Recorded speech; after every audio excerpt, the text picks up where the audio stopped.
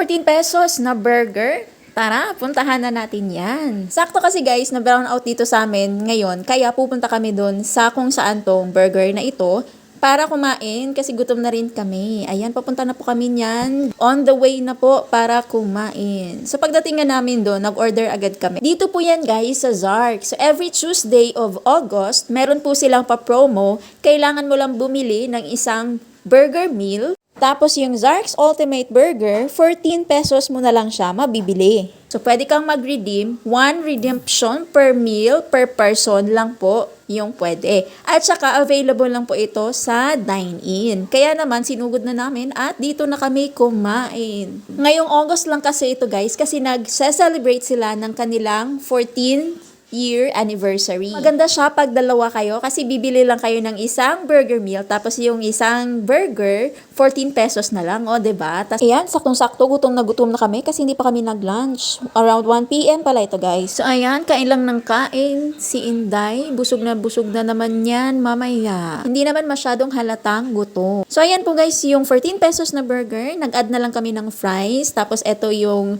burger meal na binili namin. Kaya try na din. Dito lang po yan sa Zark's. Tandaan, every Tuesday lang po siya ngayong buwan ng August. So ayun, kain po tayo.